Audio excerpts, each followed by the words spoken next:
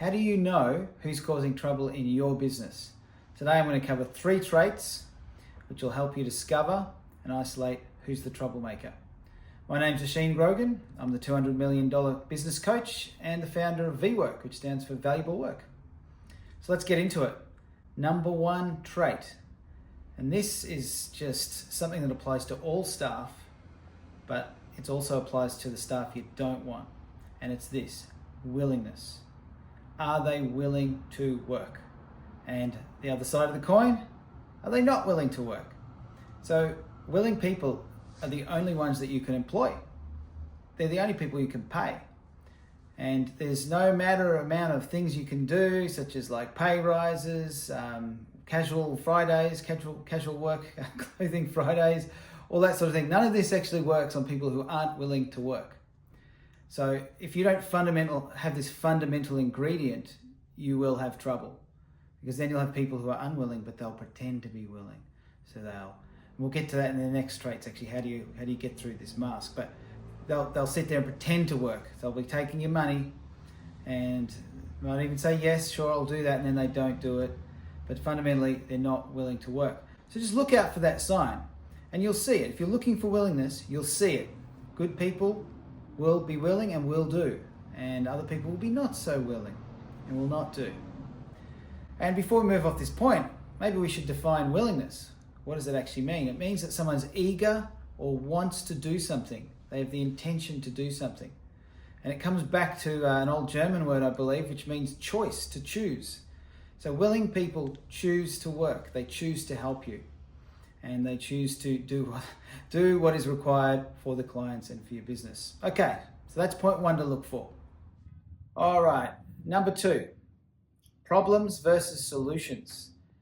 So on the positive side of the coin, your best people, they may bring you a problem, but they'll bring you a solution with it, or they'll help you solve the problem and turn it into a solution.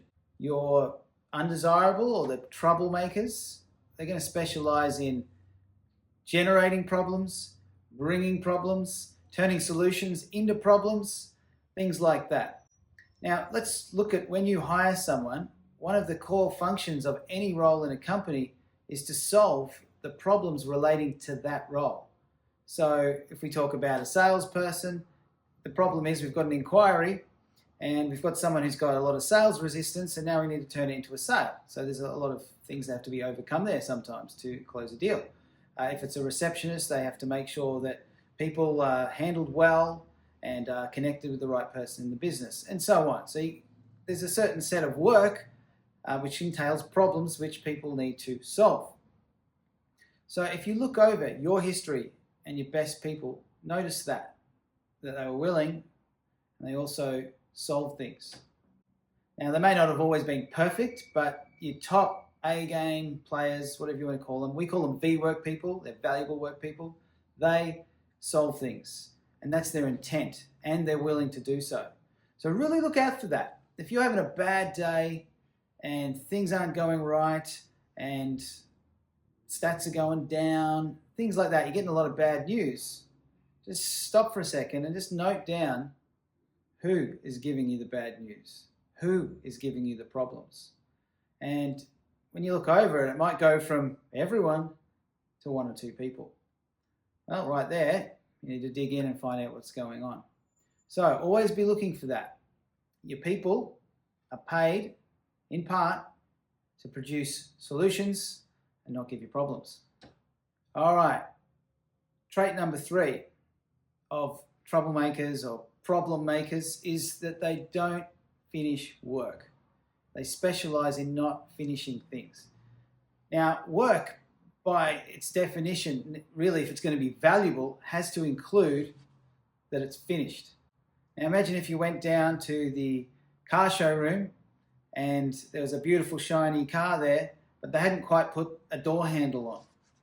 So, and they'll go, yeah, look, we want to sell you this car, give us 50 grand, and we'll finish that door, we'll put that door handle on next week. Like, you wouldn't do it, right? You wouldn't take it home. So that's a silly example, but that happens in business all the time, right?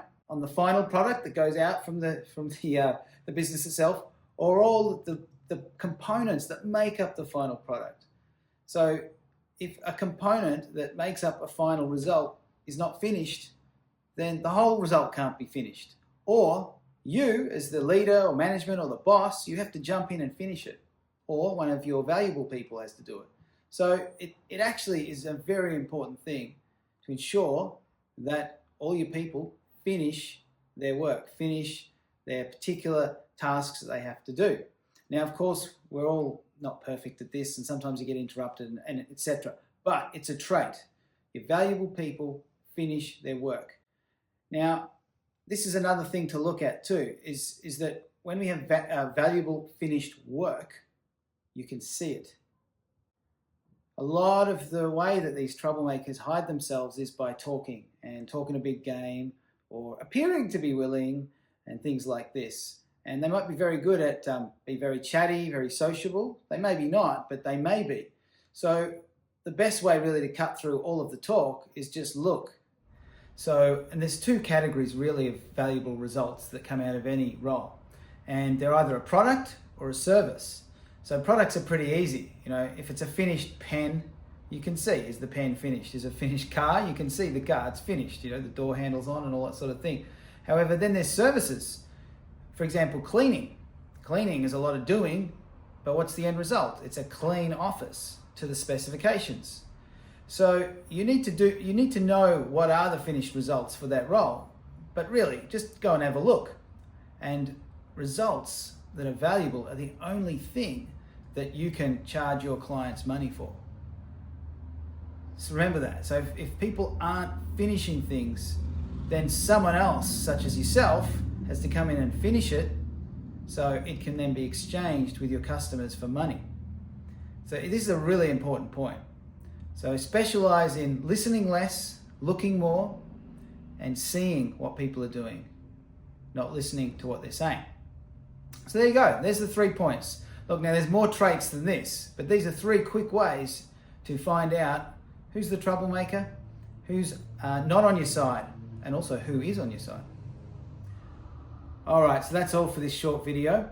There are more traits, and you can see in the link below, there's some free resources which will expand upon some of these concepts we've covered. But that's all for now. Do well and be valuable.